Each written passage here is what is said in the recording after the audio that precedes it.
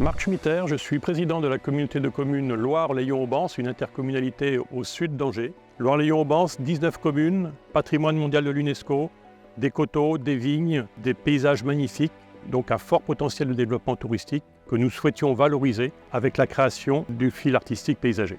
C'est un projet qui a été pensé dans le cadre du schéma directeur du développement touristique en 2019, avec un objectif de faire découvrir le territoire et ses 19 communes au travers des œuvres artistiques, comme les Grettes ici à la Poissonnière, mais également en faire des lieux de découverte, de contemplation des paysages du territoire. L'objectif, c'est également de connecter notre territoire au territoire voisin en installant ces œuvres sur les liaisons cyclables touristiques. Je pense à la Loire à vélo ou la boucle Loire-Layon-Aubance, pour nous connecter sur l'axe Saumur-Nantes et également, bien sûr, nous connecter avec Angers, qui est la porte d'entrée naturelle pour les touristes sur notre territoire.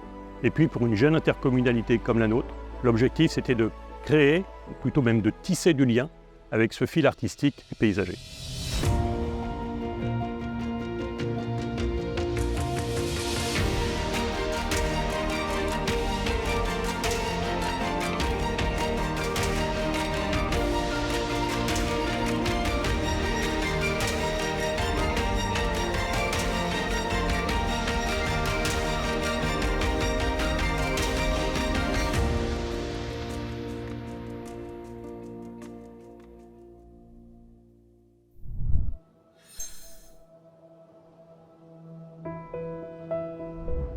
Marc-Antoine Mathieu, scénographe à Lucilum, avec Philippe Leduc et Elisa Fache, un collectif de 3 personnes qui travaillent dans le domaine des arts plastiques, notamment des installations.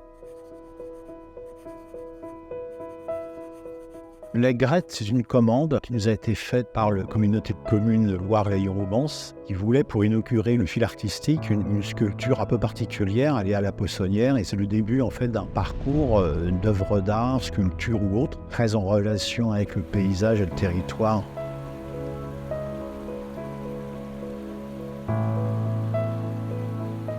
On est passé par pas mal de projets, des idées, et puis c'est celle-là un petit peu qui a fait l'unanimité d'abord entre nous, puis ensuite évidemment au niveau de la communauté de communes. La Grette, c'est un bateau, une barque de Loire, c'est plus exactement même un fûtreau, et elle est suspendue. C'est-à-dire que l'idée, c'est un petit peu de rendre une barque qui est si familière de nos rivières et surtout de la Loire, de la rendre aérienne, et puis de suggérer qu'il y a une histoire de crue derrière. Et c'est vrai que ce qui caractérise la Loire, c'est le fait qu'il y ait des crues très fortes. Ça indique que la Loire est le dernier fleuve sauvage de France et qu'on a la chance d'avoir ça sur nos latitudes. Donc c'est beau de lui rendre un hommage à travers cette petite barque à la fois légère, fluette, d'où le nom aussi, l'aigrette, qui suggère aussi l'oiseau, un oiseau très connu des riverains de la Loire.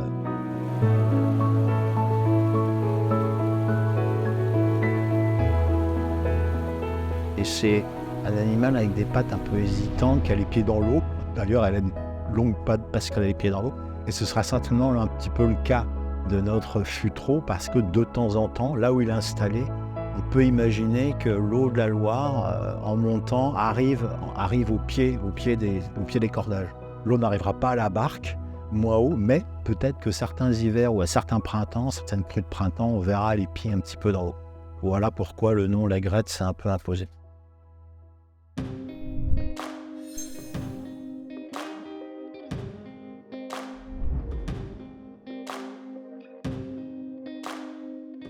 Et en acier plutôt qu'en aluminium, parce que pour l'étude qui travaille dessus, on a dessiné ainsi, c'est une question de résistance, de force. Nous, on peut avoir des idées très intéressantes, encore faut-il qu'elles soient complètement réalisables et pérennes dans le temps. Or là, c'est une sculpture qui est destinée à rester longtemps.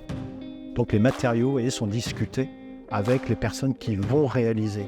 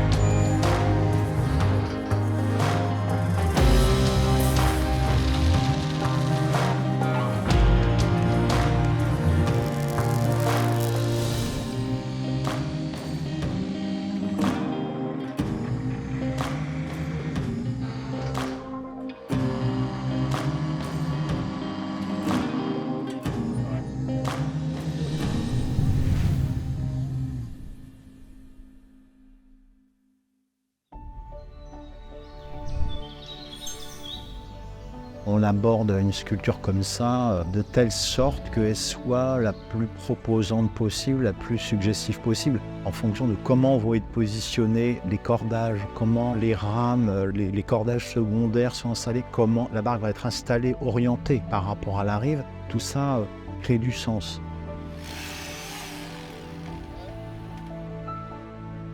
C'est superbe de pouvoir parler de la Loire et d'en parler aussi d'une manière un peu différente, avec des objets qui peuvent venir un petit peu s'échouer sur la rive. Ça, je trouve que c'est une bonne idée. Bon, c'est un peu ce qu'ils ont fait à l'Estuaire à Nantes. Ça marche bien, c'est-à-dire que ça invite les gens à aller dans des endroits où ils ne seraient jamais allés autrement.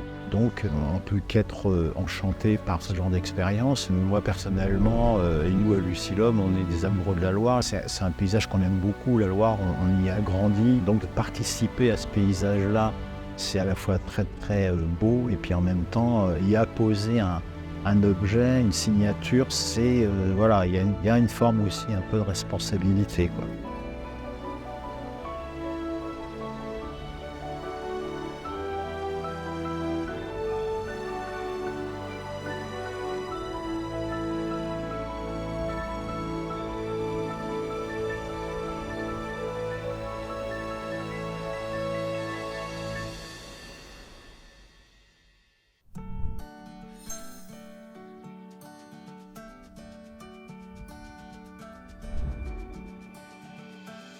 L'aventure commence aussi à ce moment-là. Une deuxième aventure commence, c'est l'aventure de regard. Comment les gens vont s'approprier cette œuvre-là. Nous y travaillons depuis 2021 et aujourd'hui, cette histoire démarre à la Poissonnière. Et vous avez la chance d'être témoin du lancement aujourd'hui, donc profitez bien de ces moments-là. Ma première réaction en voyant les Gretz, je me suis dit, tiens, c'est un bateau qui vole. Donc c'est vrai qu'il y a une sorte d'effet de surprise, de légèreté, d'élégance qui se dégage. Et je crois que la surprise, elle est contenue dans votre projet touristique nouveau d'introduire de l'art en combinaison avec de l'itinérance douce, avec du patrimoine, avec de la culture. Et c'est une très belle surprise. Ça m'a fait penser à la formule de Jean Dubuffet qui disait « L'art se trouve toujours là où on ne l'attend pas ». Et c'est vraiment le cas aujourd'hui.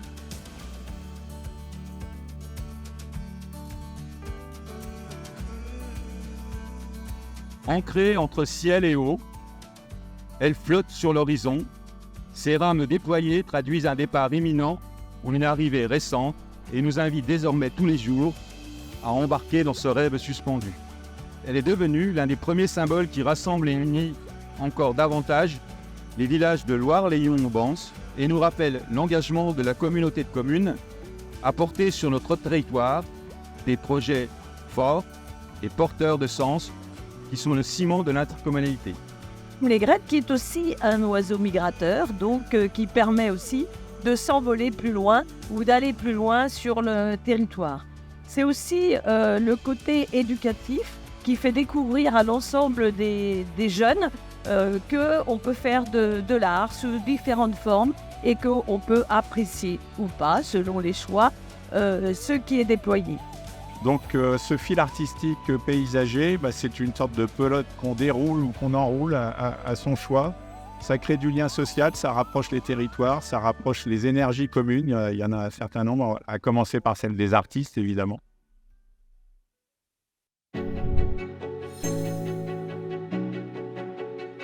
Les rapports entre les acteurs du projet sont très bons, c'est à la fois très souple et en même temps plein de rigueur. Tout le monde est embarqué, c'est le cas de le dire, dans ce projet-là, et impliqué d'une très très belle manière.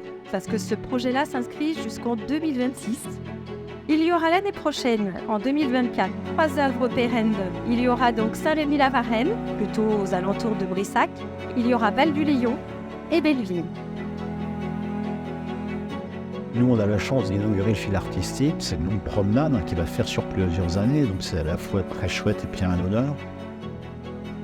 Et le fait d'avoir choisi cette œuvre qui est très aérienne, qui est très ouverte à la fois sur le ciel, sur le paysage, sur l'eau, sur le chemin aussi qui longe la Loire, ce chemin de halage, tout ça fait que c'est assez chouette. Ce sont des œuvres qui sont à contempler et à regarder pour le promeneur, pas pour la personne pressée.